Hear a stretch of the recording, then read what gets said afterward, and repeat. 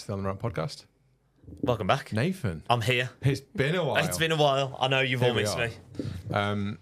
We are here today with Sarah Petty from... J. Petty Motors. Or is it Petty Motors or J. Petty Motors? J. Petty Motors, but Petty Motors is fine. Petty Motors will do. Either or. You have got a really cool story, and this is a story episode, so we are going to tell a story, actually.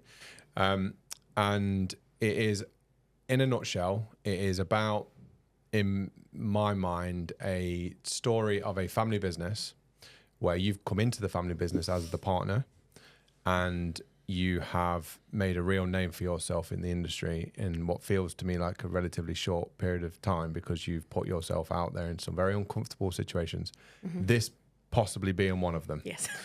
Yeah. So I don't want to do your intro, but I just want to hear the story. Like I've heard the outline of the story, but I'd like to just like really get into it. And I think there's an awful lot that people are going to be able to learn from how you got into the industry and how you've upskilled in the industry. And you've had a lot of challenges along the way that the female part of the partnership tends to have these challenges. So I think without further ado, take it away. Sorry, I'm just talking. It's been a while since I've recorded one of this, so I'm just excited to talk. Absolutely rambling. But Come on, Sarah. I will shut up. Tell us a story. Right, Sarah, over to you. Yeah. So so I co-own J. Petty Motors or Petty Motors, whichever you prefer, with my husband and his dad. So a three-way partnership. I'm married into this business. So I think that's a different, a woman marrying into it, but actually being active in it. I know there's many up and down the country, but do people actually know the woman behind it or whatever? So it was... and just on that point, because I can't help myself but speak, there are lots of incredible women in these businesses that actually do a lot of work behind the scenes. There is. And it tends to be the not so forward-facing, not so glamorous stuff, but the essential stuff that needs to happen. Mm-hmm. And I think it's a really underrated position. And the original face of the business, or the technician behind the business, can be the one that seems to get the credit on the face of it, but really it's either a joint effort or the main drive comes from the behind the scenes. Yeah. Certainly holding it together. Yeah. But what I love is that you've put yourself to the front of it and go, no. I have. This is my show now. It's all our show. I became partner just 2 years ago, actually. Oh, so it's right. So okay, fairly recently. Okay. But I have been involved with the business. I started working actually in 2010, so 15 years. And actually started off just being an MOT testing assistant, not knowing what the hell I was getting into. Didn't know what car parts were, and I'm sat in the car, turning the wheel, writing the notes down. So what was the circumstance that led to that? Two-man testing. So you were put at risk when ATL came in. Shit, I need a new job. Yeah. So I actually came into it because I actually worked at a vet's before and started off there when I was 14, just doing reception work on an evening after school, and then ended up doing a nursing qualification and kind of had a fallout with the manager, and my husband Stuart came in and said, "That's it, I've had enough of this. You come into work for us." Pulled me out. Give me a few weeks. He said, "I'm going to give you a few weeks and just try and settle down, try and calm yourself down." I was quite anxious at the time. And 2 weeks after I left, I found out I was pregnant.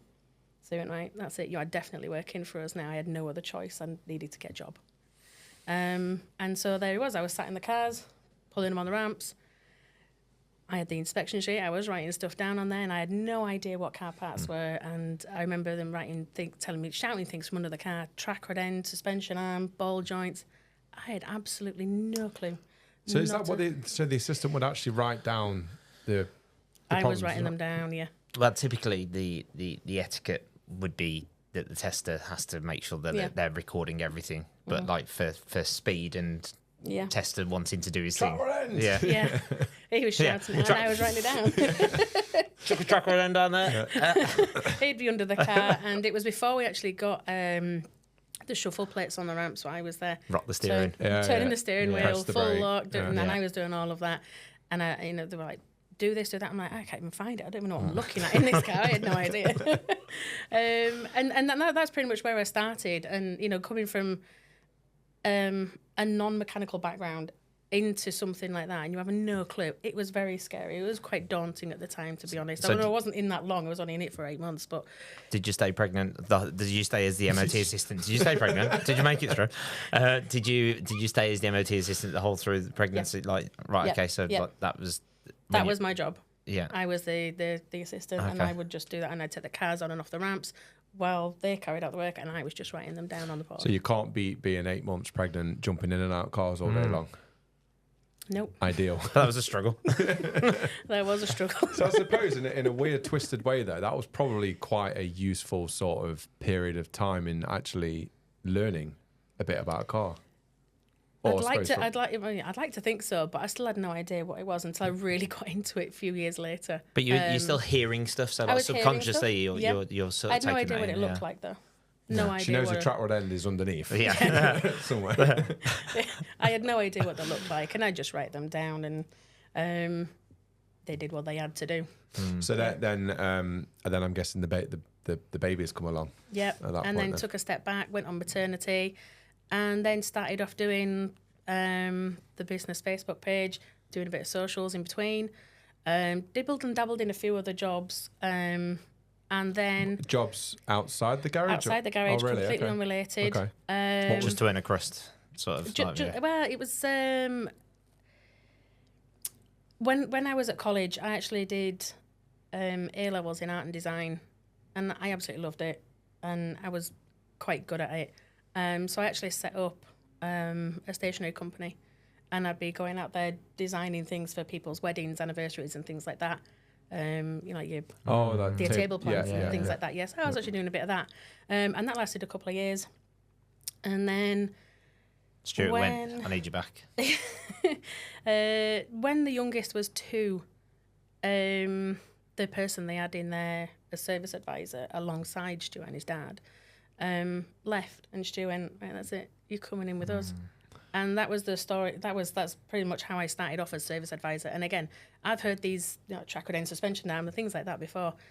Not a clue. And I had to try and sell them on and explain them on an MOT failure and try and price them up. That was a whole new world. That was quite hard because the kids were still really young, and I'm trying to take on this new job. So you had two kids at this point. And how old were they?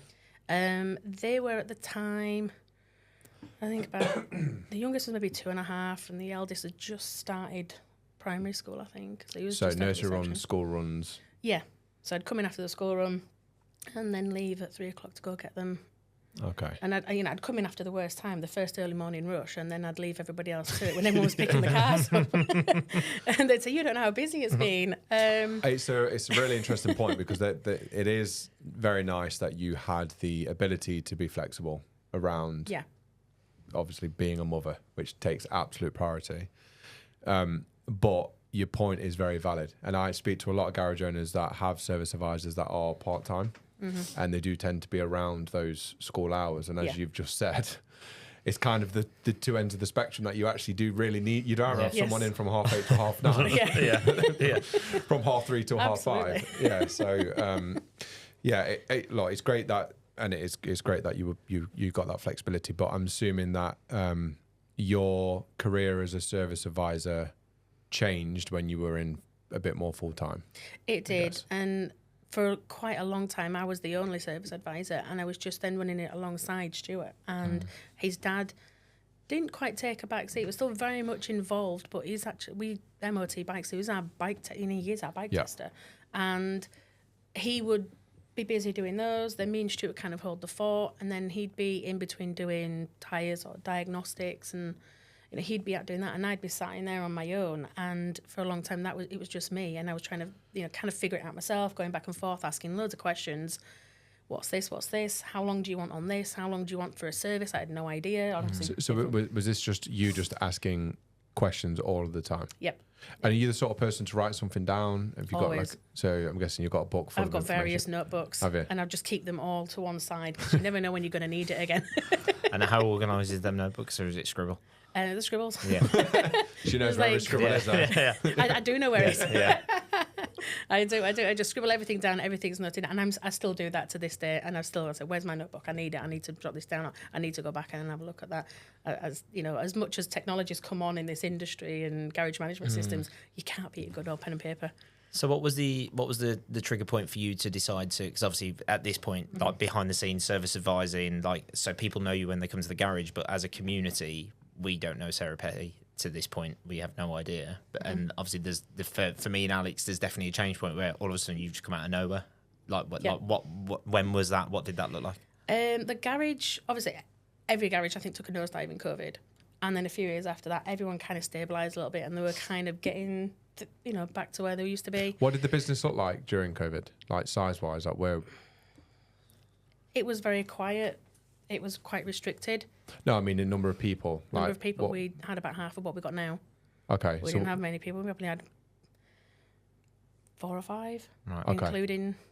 including us. And were they furloughed at the time? Was that like a... Some were. Yeah, okay. Some were furloughed. Some had medical exemptions, so they couldn't come into work. They had to stay at home. They got letters. And so that was quite restrictive. And how old were your kids at that time? They were, I think, year 2 and year 4. I don't actually know how old they were. I just know what year they were in. I think. Okay, yes, that's like 7 and 6. I forget now, they're a lot 6 older. and 8, 6 and 8, I think.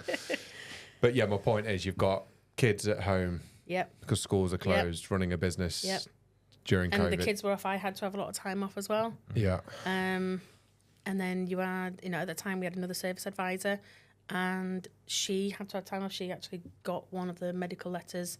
She had to stay off. And so for a long time, it was actually just Stuart running it. God. And we had the screens up. Customers didn't want to stay. They just literally wanted to chuck the key through the door, ring me later. Yeah. Back then, we were that kind of garage. Like, oh, you've got my details. It don't matter. Just drop the key off. You'll get in touch, or just do it. Whatever. It don't matter. I just want it sorting. And then back to Nath's original question. Then you come out of COVID. Yep. And have you just got a new mindset? What was the change point? I think it was probably financial. It was probably the fact that every garage after COVID worried about what finances were going to look like. Yeah, you got a lot of staff on furlough, but what's that MOT exemption really threw, I think, a lot of garages off. Still to this day, it's still affecting us now, isn't it? And we see patterns in this industry, and that pattern I think is still shifting. For us, definitely, April is still quiet or quieter. Yeah. December before used to be naturally a quieter month. I think so everyone save up for Christmas, they've got Christmas holidays. But now December's busy. It's flipped on its head, hasn't it? In comparison to what it used to be. January used to be quiet, now it's absolutely mental. Mental. So I think once we wanted to get everything back on track, it was we really need to knuckle down and we really need to think about what we're doing. And we do need more techs. We can't keep carrying on.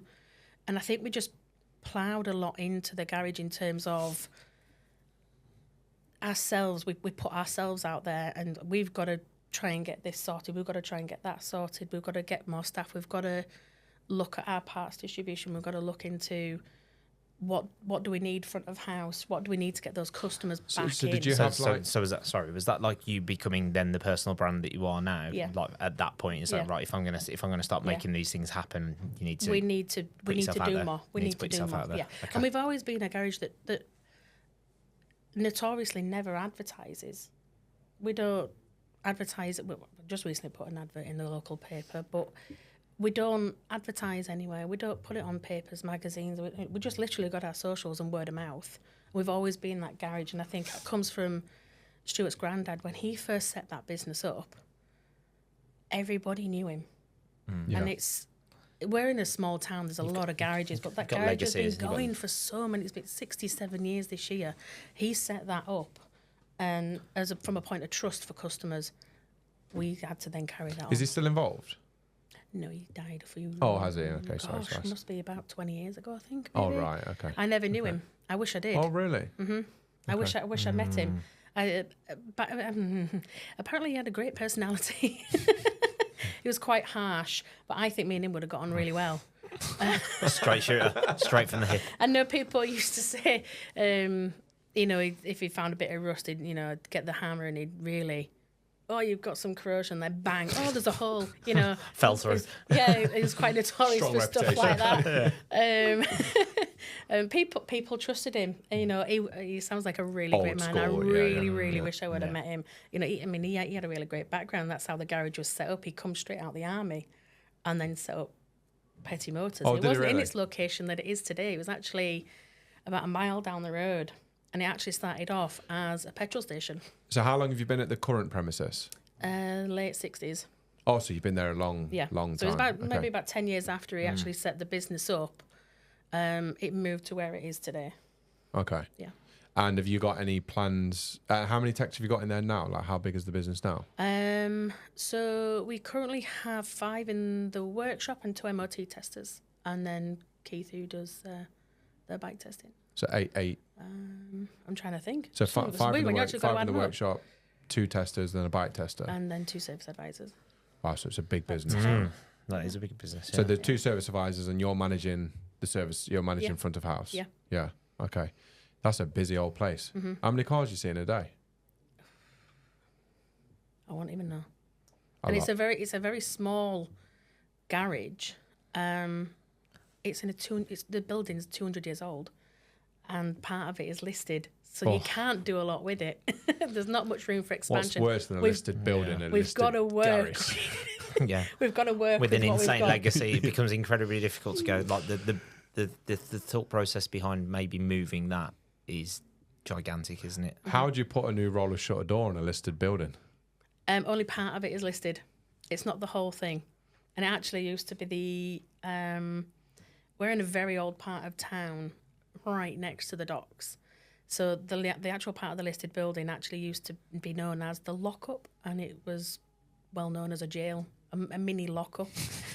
So if you come out the pubs that were lined across the street, just out on the other side of us, they would lock you up. You'd be in there. Yeah, you'd be in there. Go on and do That's that a now. wicked story. Isn't it? Have you got a history on that then? Have you done any research on it? That'd be really interesting. Yeah, to so I look mean, up. at the minute, I am actually in touch with our local civic society. And they're at the minute trying to put up some information boards of historical interest. And I'm in touch with them to try and get one put up there. Your local prison. Yeah, your local prison. The Now courthouse for is your over car. the road. Oh, I love that. Right. So anyway, back to the story. So you we come out of COVID. You start to get more involved. You start to. And is this because the business had some struggles, some financial struggles? Like, what was the motivator, or is it? I think it really took I think everybody got scared. We got scared. It was staff were scared. Were their, was their role safe? And we don't know what's happening. We shut for a month. Then furloughs came in. MOT extension. What do we do? And so we panicked, and we've got to knuckle down on this now. So I think about 2021, beginning of 2022, that's when it really started to take shape and change for the better in terms of customer retention. Customers were then trusting us again to come back in. They felt safe to come out in the cars. People were starting to move again.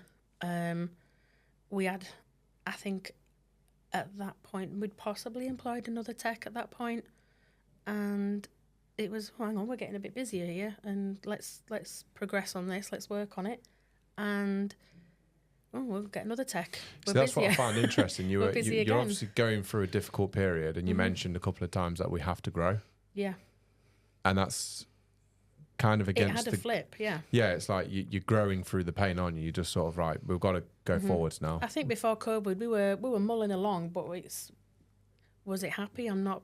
I didn't really have a lot of involvement in the running of it pre-COVID. You were just in the front of house. I was stuff. just doing the front of house, and I think Stuart didn't really want to explain everything to me at that point. He explained bits and bobs, but he didn't really explain as much as I know now about the business. Yeah. Do you think that was because he might not have felt you got the curiosity for it? Like, what was the change point there? Quite possibly, actually, yeah. And then it was a point of COVID hit, and he went, "I need your help." Both of them did. "I need your help." So we all got together and we worked together on that and realised how we could make that garage better. Better run, better finances. So there's two points to your story then that I really want to dig into, because I think it's very relevant to people who are going to be listening. You come from working as a vet into an industry. For me, it's now you are in a position where you're looking, you'll recruit service advisors. You've probably had some come and some go, and you've probably now got a feel for what's good. What traits do you think helped you succeed from outside industry, zero knowledge, to what you are now? Like, what traits do you look? Because you must look at service advisors and see if they've got those traits. Because you're the perfect example of someone who's come from non-industry into industry, and now you're managing a service advisor team. For me, it's really I like that topic. It's just understanding, like, what should people be looking for? What's the bumps in the road for someone going down that journey? I mean, we've had them in the past, and we've made mistakes in the past with service advisors. We knew we needed someone. It was kind of like the first person that applied, get them in. Yeah, it was we need someone. Let's get them in. Let's train them up. Let's see if we can, involve them and teach them along the way. Were you looking for technical people then, or were you looking for We were looking for anybody. Just a body. Just a body. And I was wrong. Yeah. So yeah, we've learned from a lot of mistakes over the years. I think for someone to be quite chatty and have that confidence to be chatty, to be engaging. I mean, me coming from that vet background before, I was doing reception on an evening and I was talking to the customers and answering the phones. I kind of got that from a very young age of customer engagement. So I think if you can speak to a potential employer quite confidently and feel quite relaxed, for me, that is always going to be a big indicator of this person's going to be easy to work with. And it's we've seen it over the years now when we have gone through interviews with them, what we want out of them. You just see it. We've seen that many. We know now what we're looking for. On the Ramp is very proudly sponsored by Castrol and the race group from Certus Energy. Our own business, Lindley's Auto Centres, have been using Castrol products via the race group for at least 10 years. We get our own account manager. They help us set up the oil portfolios across the branches. And there's also someone to ring if we've got any technical queries or general queries. And having that relationship with the account manager, I think, is really important. We get dual branded workwear. So just like what I'm wearing now, we get this free for all members of staff. We get to use the Castrol brand across our entire business. So things like building signage, websites, general marketing, etc. And working with a globally recognized brand like Castrol, I believe, can really elevate your own brand. There's a rewards platform. So for every purchase, we accumulate points that we can redeem against certain items on this reward platform, which is pretty cool. And then there's an integration via our garage management software that allows us to actually see the exact oil product code that should be used in that vehicle, which in today's world and the complexities of oil is actually really helpful. So if you want to learn more about how Castrol can help elevate your business and you want to learn more about how the race group can help you, then please click on the link in the description below. Thank you. And those advisors that you've got now, are they you say you got two now? I've got two now. Were they non-technical? So one of them, we had a few years ago actually, and she'd had dealer background. Dealership background, Jaguar Land Rover, and is that an advantage or a disadvantage? I'd say a bit of both. It was great because she had that knowledge, and she had that customer engagement, but at the same time, she had a bit of that dealership mentality. It'll only be done one way, kind of thing, and we as a family business, quite rigid, don't they? Yeah, as a family business, we like to think we make our customers feel welcome, relaxed, non-anxious, and that they've been coming to us for years and they know exactly who we are, know our kids are, ask us what we did at the weekend and whatnot. And she actually left a few years ago and she come back this year. We needed her back. Where did she go? She actually went to a mobility conversion. Okay, yeah. So kind of the same trade, yeah. And then we took someone on in replacement of her. So I was actually running it on my own for a while, for a couple of months, until I've managed to find someone. So the girl we've got at the moment as well, who's now our service manager. she's absolutely amazing. So she's worked in garages before as service advisor. She's got quite a bit of technical knowledge as well. And so she knows, and she actually fixes quite a few cars. Oh, really? And she's got quite a few of her own cars, and so she's quite hands-on. She's a petrol head then, I guess. Yeah. She knows what needs to be done. She's very proactive. Makes the story more compelling when you're talking to the customer, doesn't it? When you've got somebody on the desk that has some technical expertise, that story when presenting to the customer just becomes so much more smooth. Yeah. So now I've got 2 service advisors.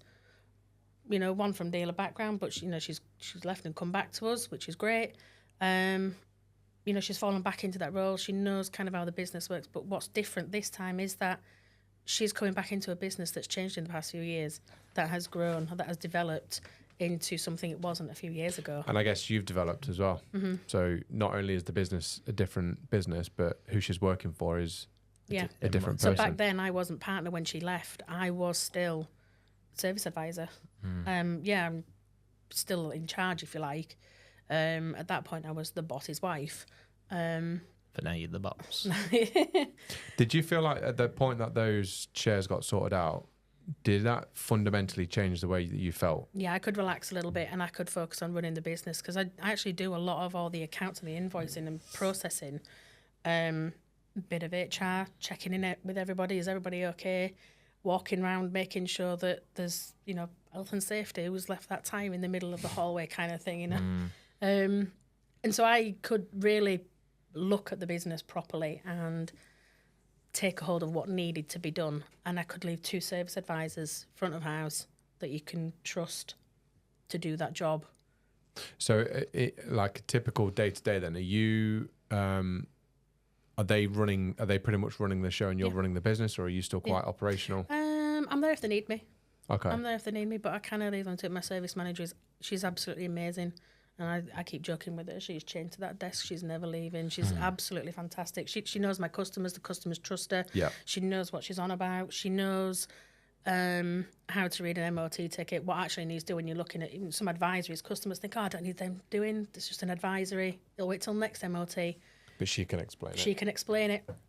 She's absolutely brilliant. And I can trust them both to run it, and I can focus on running the business with. So with these 2 then, they had before they came to you a degree of experience and knowledge already. So I guess that's you were fortunate in that respect that they came with it. But I would really like to understand you didn't come with it.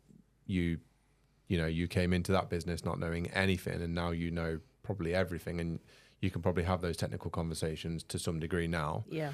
So for people out there who are perhaps just starting that journey, or people who are considering getting a service advisor who doesn't know anything, what helped you? What challenges were there for you? Because there's a lot in our business, we definitely prioritize personality traits over technical experience. Yeah. And then we send them on a journey to upskill in the technical side. And we've got many, many very, very successful stories where that's happened. But it'd be great to hear it from you. What if someone is considering doing that, what would help them? How would they upskill that person? What did you find useful? So like I said, I asked a lot of questions and asked them to show me what it is they're doing. What, on the car? On the car itself. Okay. So when I wasn't, back when I was just the assistant, when I wasn't sat in a car and they had a car on that ramp because they were doing a repair or something, I'd be like, what is it? Show me what you're doing. So I wanted to understand back then, but it was then, going on maternity, there was a gap that was too long. Yeah. So when I come back into it, and I started off as a service advisor, I didn't even know what a locking wheel nut key was, and the lads came down to me, can you phone the customer and ask them where the locking nut is? And I went, well, don't we know where that is? And they went, no, we don't. Go and ask the customer. And I said, well, what even is it? And I didn't know. So something as small and simple as that, I had no idea.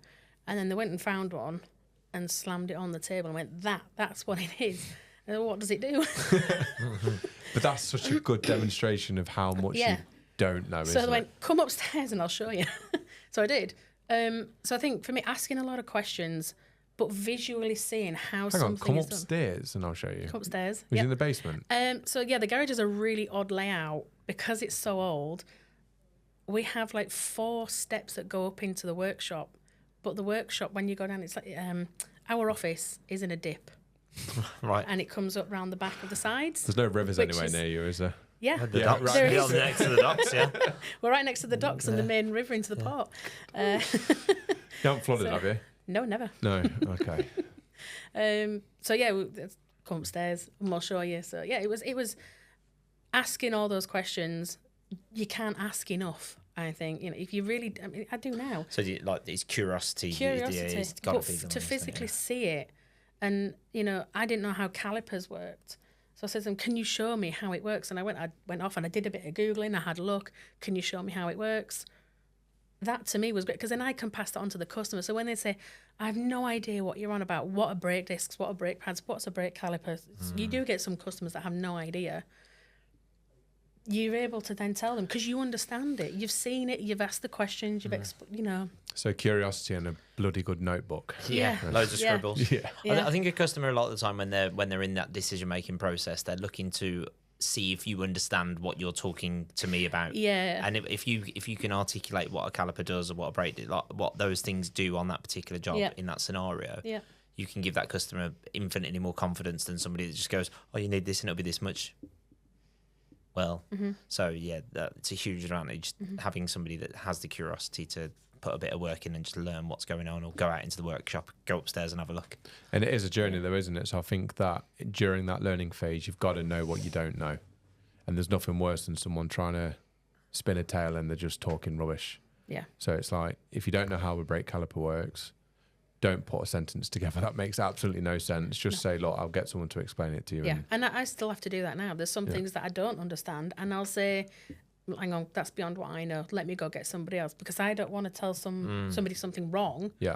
I'll try and make it look like I'm trying to do my best, and they're just not buying it. So I will go and ask someone. I'll say, can you just come and explain this? Because if they've got more questions, I haven't got enough knowledge to be able to explain it to its full capacity. And that's a really important. And I think that sort of like ties into where I'm trying to get. Like, there's going to be lots of people that are watching this where they're an equal driver in a business, but they're behind the scenes, not necessarily the face of it on a digital presence. Especially from when me and Alex are looking at you, it's like that's got to be one of the fundamentals of when you'll be giving advice to somebody else that might want to take that journey to become the face of a business.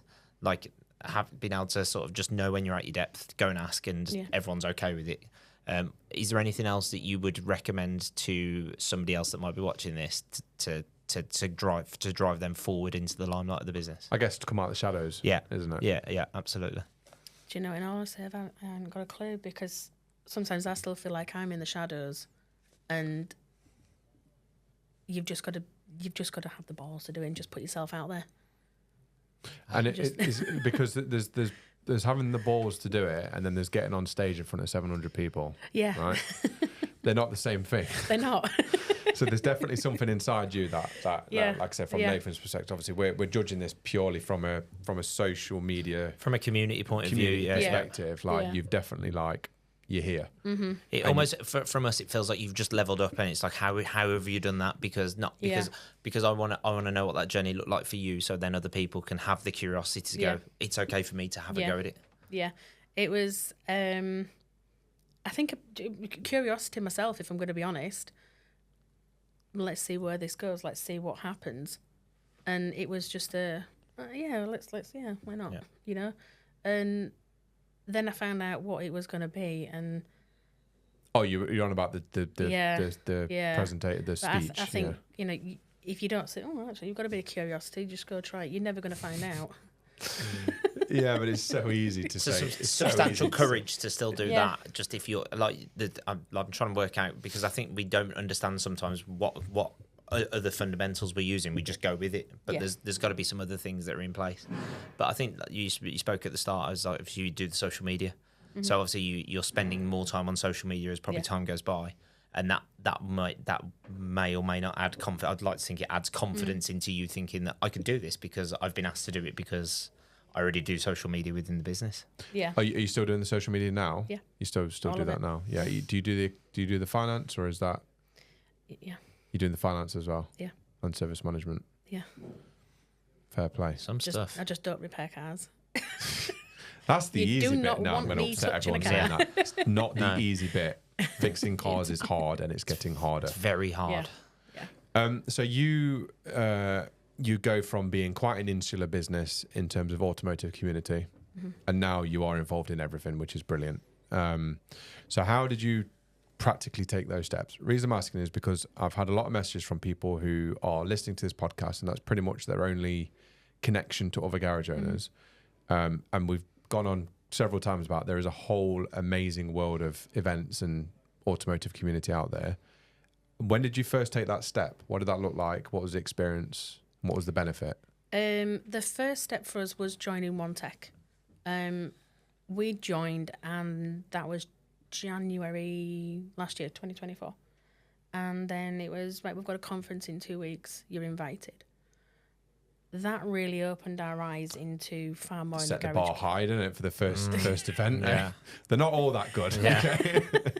But it really opened our eyes. I would say we were quite isolated before, and it was always, I would say, a bit of a dogfight between us and the other garages in town. Quite a small town, a lot of garages. Yeah.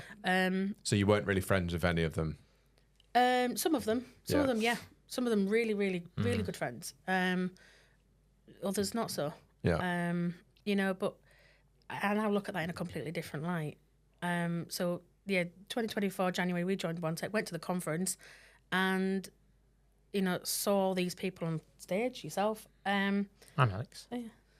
Is that the Belfry? Was that the Oh, yeah, Belfry, it was. yeah. And it was actually Tina. Yours was more memorable though. Yeah. I was just behind you saying, Nath, we've run out of time. Time. Shut up, mate. What's going on? So Tina was on there, and one thing that stood out to me was what Tina said was just changing 1%. Yeah. Compound that effect. was our mindset shifted. From that day on, it was like, wow, we've learned so much in this one day compared to what we've learned over the past 6-7 years, like just pre-COVID. So we took that on board quite literally. Let's change just one small thing at a time and let's see where it goes. And it just seemed to continue Just from then compounds, on. doesn't it, really quick? And walked away from that. Everyone was saying, are you on LinkedIn? It's like, no, what is it? Oh, you've got to get on LinkedIn. And it just exploded. And I'm sat here going, what on earth? Who are these people? I don't really know them. I've seen them on stage, or I've just met them once or twice at the conference. What's going on? And I'd say over the past year, when I was then invited to the conference in Birmingham, it's just exploded even further. I've literally just been catapulted into this and don't even know where to put my feet. It's exciting though. It's exciting. And then sometimes are you trying to take on too much? Are you trying to do too much? Are you trying to now change too much? Both of us just going, Yeah. Can relate. yeah. Retweet. And I take that back with me. Do I try and implement this into the business that I've now learned again? And are things changing too quickly? Are they changing for the better? Am I, So not how really do you ground selling yourself? Because I didn't realise that was the year. So it was last year where you stepped into this. Yeah. Yeah, that is crazy because I feel like I've known you longer than that. So that's a lot that's happened in a very short period of time. That's us seeing your brand a lot. Yeah. So you've taken on a lot of information. You put yourself out of your comfort zone a lot. Yeah. You're still running a big growing business. How do you how have you grounded yourself in what information is actually useful, and have you applied it, and have you has that worked? Has that not worked? So what? I think it's quite hard when you're in a family business not to take work home with you. You cannot go home and not talk about the day or what is it we've learned on this course or that course or this conference, that conference. We talk all the time business, and In a healthy way? In a healthy way, yeah. I'll have an idea and he'll go, I don't really think that's right, but we'll talk about it. And I think what grounds us is the fact that we do quite openly talk about literally anything to do with the business. And we talk about it in a way that's, it's a really good discussion and really good debates. And I absolutely love it, because if you can't talk to your husband about stuff like that, and it's your business, but if you can't be, you don't want to be fighting about it, but you've got to see where's the garage going, what direction is it going in, what's good, what's not so good, and really consider your options. I'll come in and be like, yeah, we'll do this, we'll do that. And he's like, that is not going to work at all. And I'm like, yeah, it will. And I'm like quite positive about stuff. And he goes, absolutely not. And I'll give you my reasons why.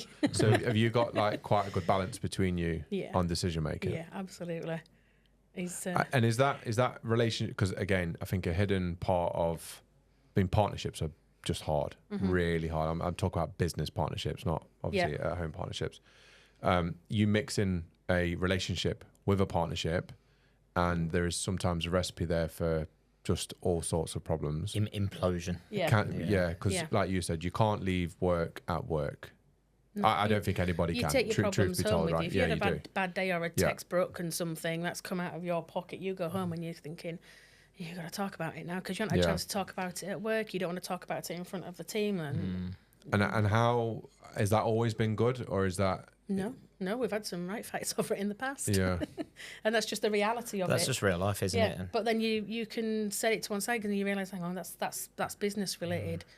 We've got to put that to one side, and we've got to be husband and wife now. It's really hard to do. It's hard. It is hard. It's an incredible amount of self-awareness to be able to get to that. Yeah. And like, that's amazing. You've got to have a switch. Yeah. And how old are the kids now? 14 and 12. So you've I mean, that's quite a demanding age, isn't it? Are you still like juggling between home life and work life? And because it's just like the point I'm trying to get at is you've done so much in such a short period of time. Let's say it's less than 2 years. Yeah. There's a lot going on. There is. So it's really just understanding how are you balancing it all? Like what's... I have absolutely no idea. Just doing. It is hard. I mean, and my eldest is autistic. He's got ADHD. He's got Tourette's. So there's a lot of needs at home as well. My youngest has quite a lot of autistic traits as well. And you know, they do take up quite a lot of your time at home. So I've got all that going on as well in the background, and you know, managing a neurodivergent home is a whole other ballpark. Yeah, I can only imagine. But it does help in a way at work. Puts things into perspective as well, I suppose. It puts things in perspective. You text having a bad day, service advisor's having a bad day, tester's having a bad day. You understand mental health. You understand. Everyone's entitled to a bad day. Everyone's entitled to a bad day. Everyone's entitled to a moan, a rant, to throw a spanner across the workshop or whatever it might be. Yeah. And then I'll go and talk to them, and I'll be like, all right, what's going on? What's happening? If they want to tell me, they want to tell me. If they don't, they don't. And I'll say, well, I'm here if you do. Are you finding that the more you're going down this path of really getting involved in the business and developing yourself and developing your network, is it becoming more enjoyable? Do you enjoy what you do? I do. I absolutely love it. I don't think there's any other job like it in the world. I always say the motor trade's a really bizarre industry to be in, and you meet so many different people. I mean, even your parts drivers, they'll come in, they feel like part of the family because it's the same parts drivers every single time. And they come in and they'll be like, oh, I brought a treat for the dog, or oh, I brought you some donuts or whatever, you know. They'll come in and they'll have a natter, or they'll take a coffee on. Yeah. There's a lot of people listening. Really nice a lot of people listening here thinking, I need to have a word with my driver. No, we do. We've got some really good drivers, and you do get to know them. You get to know them on a first name basis. Do you want to shout out any drivers? Who's your favourite? I'll put you on the spot there. Yeah. I won't no donuts on Monday. Yeah. They know who they are. Oh, they know who they are. I know who they are, yeah. That's the biggest cop-out I've ever heard. She's been PR trained in those 2 years. They know who they are, and you just have that connection with them. Yeah. So the business is driving forward at obviously an incredible rate at the minute, and your sort of digital social profile is growing at an exponential rate. What does that mean for the outlook of J Petty Motors looking forward? Is the business pivoting? Is it growing? Is the what's on the cards? It is. I mean, I always try and look things in. I've got a positive head on. I always do, and I don't like negativity at all. And so I'll always take let's future-proof the business as well. You know, we've already a really strong name in the town.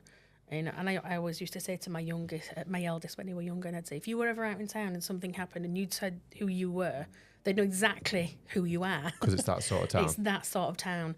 And it's how do you future-proof the business? And I really think it's just putting yourself out there and getting that backing and support from your suppliers, from your brands. And, I really do love OneTech, and I've said this to our rep before, how much that has helped us grow in the past almost 2 years.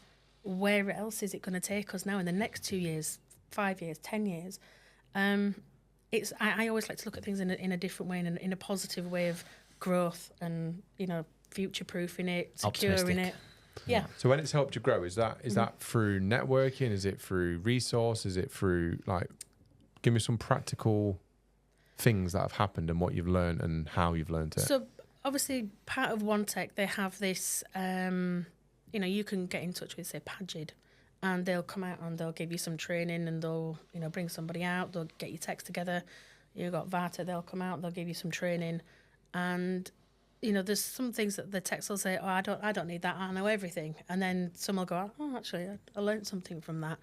And I think the support from them, and you're able to give your team that support, it helps with staff retention, I think. And I really am a big believer in training and, mentoring them. And is that come as a result of getting involved? Yeah, it's never something that we've really thought of before.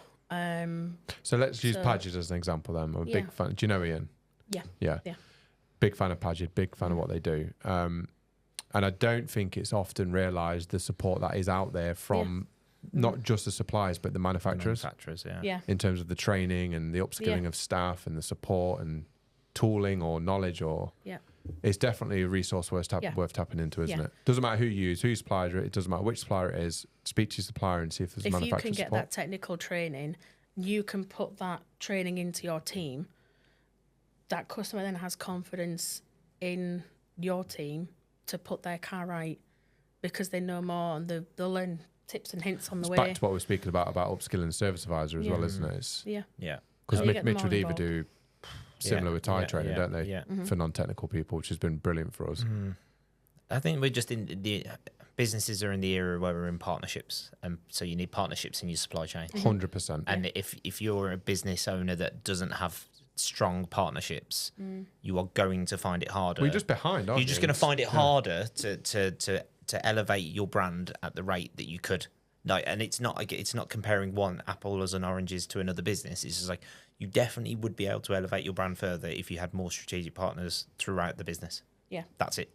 Fact. Yeah. And the garage knew it needed something before OneTech was a thing. We just had no idea. So were you just using Euro before and you just learned of it through Euro? Our account manager came in with our OneTech rep at the time and said, we've got a proposition for you.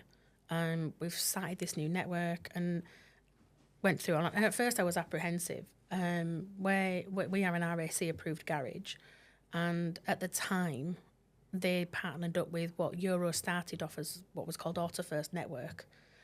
It was a very similar concept, but it never took off. Yeah. So I was, do we? Don't we? I've no idea. Is it going to work? Is it another gimmick? And to be honest, the first thing I said to him was, can you reduce the price? Of joining the scheme. Typical Yorkshire laugh out much kind of thing. But I'm glad I did. I really am glad I did. Then, we went through it. I went through it with Stu. He wasn't really bothered. And me and Stu tend to make a lot of decisions, and then we'll go to his dad and be like, oh, by the way, we're going to do this. With 2 out of 3 votes already. Unlucky. And it's just really taken off from there. So are you inside quite entrepreneurial, would you say? Yes. So then my next question is going to be, from what I've gathered so far, is that you're probably reasonably at capacity where you are. Yeah. And are you content with where you are? Or have you got desire to kick on? I'm not sure. We're at a tipping point, I think. Has it come up in conversation? Yeah. What's next? Yeah. Because, from everything that I've seen, you don't sit still. No. And capacity is a real problem. It's a real, and it is a real problem. It's a real problem. But lots of garage owners will be sat here thinking, I've maximised my garage, but that next step is so hard. Seems so far away. And it is. Financially, time, opportunity, especially in a building that you've been in for the best part of, how many years you've been in that building? Let's say 60 years. 60 years. Yeah. So what is, like, where are you at now? What is next? Like, what? We want to expand. It is something that has come up in conversation. But I keep saying, you're always running after somebody within the garage. You're always making sure it's your business, it's your baby. You've always got to make sure that everything is being done right as well. And if you take on somewhere else, you've got to ensure you've got to start that off. You've got to have the right team again, and you've got to put that trust into them. It is a big step if we want to do that. Is that something I'm prepared to do? Because that's going to take up far more time and effort. And am I at that point? Yeah, that cycle of starting a business isn't the same cycle as you growing a digital brand. Like a personal presence, is it? It's like it's a completely different journey. Yeah. And from what I've heard of your story, it's a very family orientated business. So there's a lot of legacy do we there keep as well. it small? Do we keep it manageable? It's doing great. Have you seen profits in the last sort of 2 years? Have you seen your profits heading in the right direction? Yeah. So you're quite content. I mean, is there more to go in terms of the way the business is running? Have you got, like, what's your goals within the bit? If I had to say to you, we're sitting down in a year's time, what would be your goal of improvement? What does it look like in a year's time? Oh, God, I've absolutely no idea. It's just at the minute we're just mulling along quite happily. Sarah's just doing. Just doing. I just like to wing it. It's working. It's mulling along and just making sure that everything's secure and everybody's happy and it feels like you got two hands on the business, which is good at the moment. Yeah. So what's increased the profit?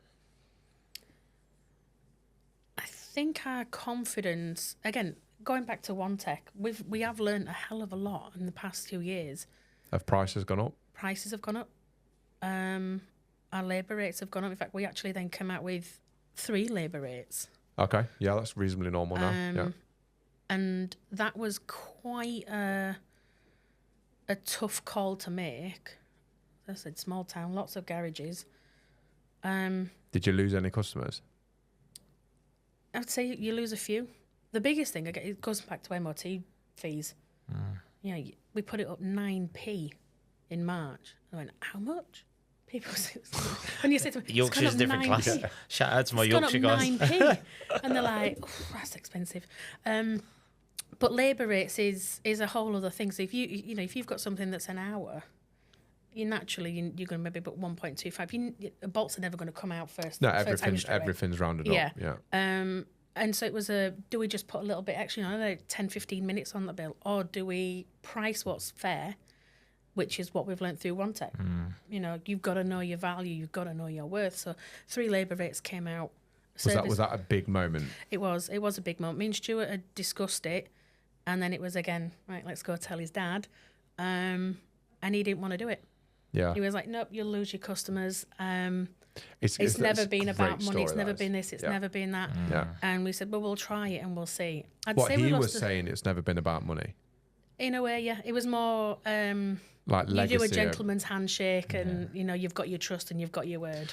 But that and absolute respect to him, right? He's obviously been very successful for a very long time. Yeah. But that mindset is what I think so many garages that I've experienced are challenged with.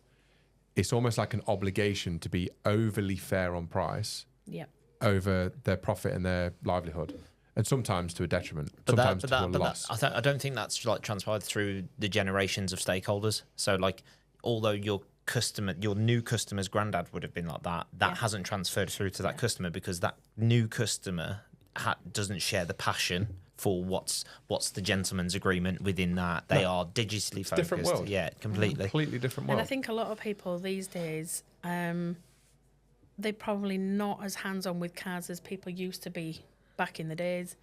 I'm going to see if you say 40, 50 years ago, people would say, I'd have a go and do that myself. Or they knew what things were. I think we come from a generation of, it was taught at school or it was taught at college. You've got to be a bit hands-on. Yeah. And so now you're trying to sell something to someone, they might not even know what it is, or they've got an idea. But a lot of people are just too busy. It's just like we're living a convenience lifestyle where would you rather spend 3 hours on a Saturday morning taking your kids to football or changing your oil on your driveway? Yeah. Most people ain't changing the oil on the driveway. Do you know what I mean? Don't get me wrong, there's a set of customers out there that do it for fun, but actually most people just want the time back. Yeah. So you put your prices up, that immediately would have washed through to bottom line because you probably lost a few customers. Yeah. Most customers won't even notice, is the reality. Yeah. Do you do health checks? Yep. Did that come as a result of what you know? It was involved in every service. Yeah, but that's the service inspection. Yeah. But now what we do is we do one before a car goes on a ramp. Yeah. And I know there's a big debate. You've lost a bit of time on that one when it comes to your margins. But we don't want to be doing disc and pads on a car. If someone says, I want my rear disc and pads doing, but actually they've got bald front tyres. Yeah. Or they've got an engine light on. Screen wash is low or it's empty. So we'll do one on that. We used to do free vehicle health checks for people coming for a summer health check, winter health check, whatever it might be. But now we charge for that because do you really? We've lost a lot of time on that doing them, and some people might have absolutely nothing wrong with the car; they just wanted it checking. Yeah. But now we do charge for vehicle health checks, and again, Stuart's dad didn't really agree to it, but then he did, and people are very happy paying that, and they know they're getting a full printed inspection sheet, and they get a full invoice for that, and they've got a full list of anything that's wrong with the car or things that we've been able to rectify. So if I bought my car to you for, I don't know, it's just got a noise.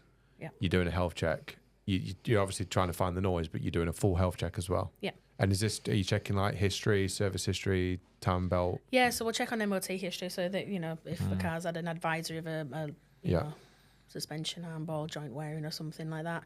We'll check on that. Is it every car getting a health check now? Pretty much, yeah. That's a big change. Like a Labour 8 is a big decision. Yeah. But a VHC is a big process change, isn't it? Yeah. How was that? Was it hard? Have you seen the rewards? Yeah, we've seen the rewards from that. People they're happy paying that, which we was quite shocked at because it was a let's try it and see. But they're getting a full printout of things that might be wrong, and then we say, actually, this has been highlighted. We'll then price it up, and they'll say, yeah, go ahead. And you've got the confidence in your front of house team to be able to sell the solution to the customer, whatever you find on the health check. And then we've just improved our garage system so they can send it to the customer and they can see that printout, and they can give you a ring and they can say, actually, can you just do this and this? But I'm going to wait to do my battery until winter when it practically dies. When I break down. When I break down.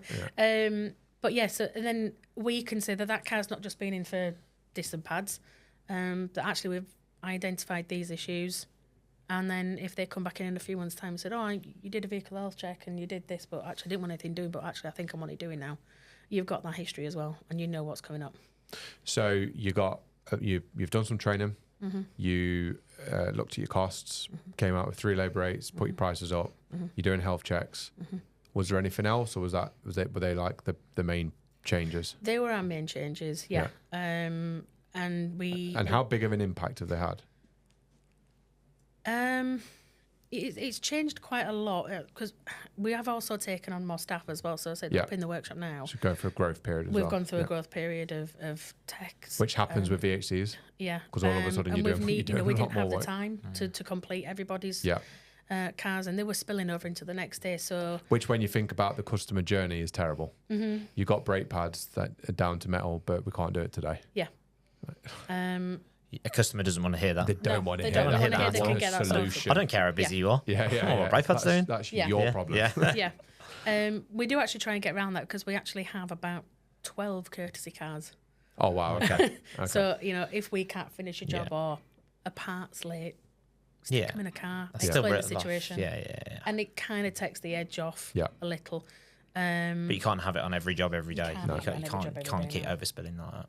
No. And courtesy cars, because there's such an easy solution, you can almost go to them a bit too quick, we find. Yeah. Because it's almost like, I would chuck them in a car. how many courtesy cars have you got? 10. How many are out? 10. 10. All of them, yeah. All of them? Yeah. Oh, okay. What if you had 20? Yeah. Yeah, all of them. All of them. They'd all be out. Yeah. So yeah, it's grown in with techs, and that's where I think where it's followed on from. Let's increase our labour rates and let's start charging for vehicle health checks, and let's see how it goes. And it's been really good. We've seen that growth, we've seen that change happen, and you're always looking for the next thing. Is there anything else that needs to change? Is there anything else? Do you need to put your prices up again? Or how often do you find yourself working in the day-to-day and actually you've given yourself some time to think about the business? The old in the business, on the business. Like, it doesn't sound like you need to be operational, but you are doing marketing, finance, and you are doing bits and bobs. So are there any days where you just sit back and actually, observe, let's be strategic today? I do try, but then I'm like, life gets in the way. Life gets in the way. Or actually, I should really crack on with doing them invoices because I've got 300 sat there and I need to get them done. I think, I've forgotten. I'll actively try and not do them because it's my most hated job and it's so monotonous. But they need to be done. And I'm just going to sit in my corner and I'm going to get through all of these. And then sometimes I will just sit and I'll watch and I'll join in and see how things run. I'm right next to them. I can see front of the house every single day, and I'm always earwigging. My ears right there all the time. Yeah. But I very rarely need to step in. That's fair play. So just one more. What's your viewpoint on fleet, and how do you see that impacting the business? We do small amounts at the moment, but they are only for local fleet. Okay. I know it's been a really big thing that's trying to be pushed this year. I've really seen that come in. And in all honesty, I think we're very happy doing the small amount of fleet that we do for our local companies. We don't have the capacity for that in such a large amount. Mm-hmm. We don't have the space. We would have to get another building. We'd have to expand for that. We don't have, doing fleet next year then. Yeah. Where our business is, because it's a 200-year-old building, the streets are very narrow. Yeah. So if you get something that's, if you get something that's quite, really big Mercedes, Sprinter or something like that, it just fits in. So your Amazon vans are all dinged up around your way then? They are, yeah. They're almost very small ones, isn't it? Yeah. Amazing. We're over an hour. Yeah. So it's gone quick. Thank you so much for coming down. I've really enjoyed the story. I'm very surprised how quickly it's happened. In my head, you've just been involved a lot longer. Yeah, in my head, you was a lifer, and then I realised, it was last year. It was 2 years. Very recent. Yeah. Great story. So much for people to pick from it. So much for people to learn. And actually, just when you're not involved and you're insular, how quickly you can turn that around. Yeah. And fair play to you for putting yourself out there, because this isn't easy what you've done today. No. It's easier than going on stage in front of 700 people. It's a lot easier than going on stage. But just keep doing what you're doing, and I'm looking forward to seeing where it's going. And fair play to you both, and the father, and you're running a great business. It's great to see. Thank you very much. Thank you. Right, hope you enjoyed that. See you in the next Nathan, one. there's a new Facebook group. There is a new Facebook community group. So if you're listening to this and you want to carry on the conversation, don't go, come back, get back over here. Go on Facebook, search for the On the Ramp Automotive Community. Today, there's about 700 people in there, but it's growing pretty quick. Yeah. We encourage all sorts of conversation around the topics that we're discussing on these podcasts. And we have a questionnaire for you to fill in at the start to make sure you're genuine. Yeah. Exactly. And we're vetting you. We are. Right, hope you enjoyed it. We'll see you on the next one. Thank you. Take care now. Bye. Bye.